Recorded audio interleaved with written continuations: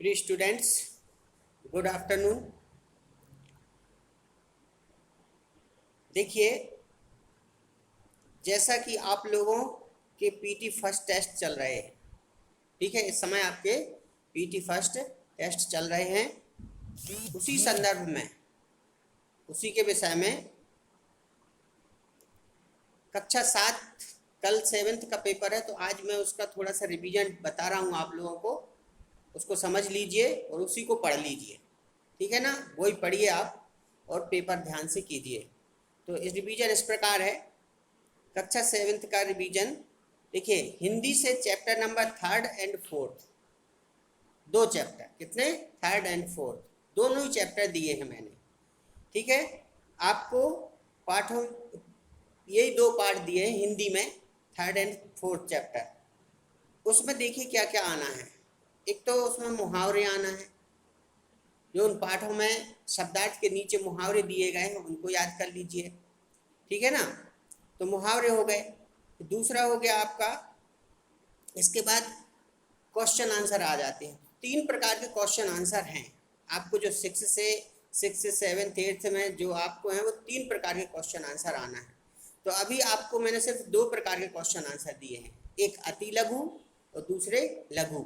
इसमें हमने दीर्घ वाले आपको दिए नहीं, क्योंकि वो बड़े हो जाते हैं, तो इस एग्जाम के हिसाब से वो बनते नहीं हैं, ठीक है।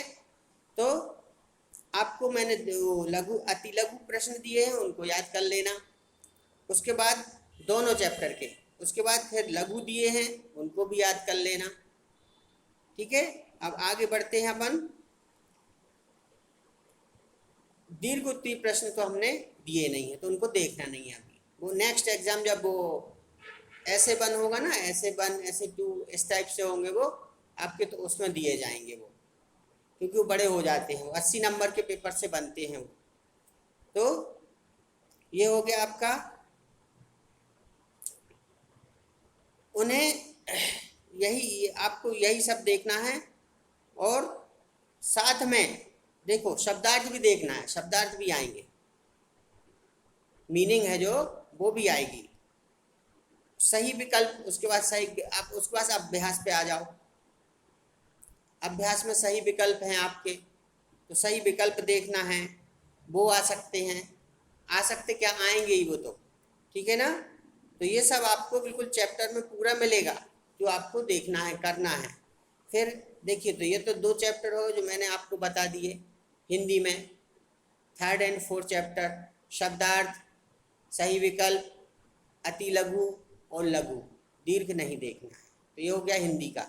उसके बाद मैंने सिर्फ ग्रामर का एक चैप्टर दिया है अभी आपको, कितना, एक चैप्टर, और chapter number 3rd, chapter number 3rd, जो आपको याद करना है ध्यान से।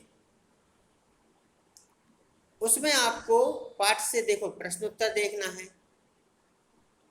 उस चैप्टर में जो है उसके क्वेश्चन आंसर जरूर देखना है, वो आएंगे, डेफिनेटली आएंगे, तो वो देखना है। तत्सम से तद्भव शब्द बनाना, तत्सम शब्द दिए रहते हैं, उनके तद्भव शब्द बनाना, तो ये आएंगे, ये आपको देखना है, याद करना है, ठीक।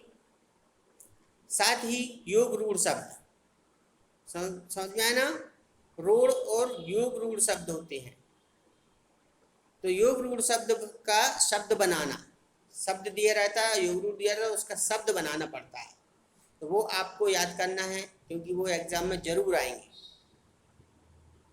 ठीक है। बस इतना सा आना है कि हिंदी में 2 चैप्टर और ग्रामर में 1 चैप्टर। हिंदी में 3rd and 4th, मैं एक बार फिर से आपको दोहरा देता हूँ कि हिंदी में 3rd and 4th चैप्टर, पूर्ण full exercise plus question answer, उसमें से लास्ट वाले दीर्घ क्वेश्चन छोड़ देना, बाकी सब याद कर लेना। तो ये हिंदी का हो गया। और ग्रामर का भी 1 चैप्टर है, जो मैं आपको बताया कि 3rd चैप्टर है ओनली, तो उसमें भी मैंने आपको बताया कि क्वेश्चन आंसर है, तत्सम से तद्भव शब्द बनाना, और फिर योग रूढ़ शब्द से शब्द बनाना। तो ये इतना कुछ आपको आना है। नेक्स्ट बात यह है कि आपको पेपर में स्पष्ट रूप से नाम लिखना है। जो भी आप एक कॉपी बनाएं, टेस्ट कॉपी बनाएं, उसमें स्पष्ट रूप से अपना नाम लिखें, क्लास लिखें, ए सेक्शन, बी सेक्शन लिखें, डेट डालें, सब्जेक्ट लिखें, ठीक है ना। तो ध्यान से और सफाई से पेपर करें। तो इतना जो सिलेबस था जो मैंने आपको बता दिया है, और इसके जो क्वेश्चन आंसर हैं वो तो मैं पहले ही व्हाट्सएप कर चुका हूँ, आप लोगों को ग्रुप में भेज चुका हूँ, समझ में आया ना। तो ग्रुप में भेज चुका हूँ और आपने लिख भी लिए हैं, हमको कई बच्चों ने दिखाए भी हैं, चेक भी कराए हैं। तो आपको इतना याद करना है, ये सिलेबस था आपका, 7th क्लास का पेपर है, ठीक है ना। तो 7th का ये सिलेबस था, तो इसको ध्यान से आप पढ़िए, याद करिए, और जितनी अच्छी राइटिंग आप लिख सको उतनी अच्छी राइटिंग को आपको लिख के भेजना है, ताकि आपको मार्क्स पूरे मिल सकें। पूरे मार्क्स लेने की कोशिश कीजिए, ठीक। धन्यवाद।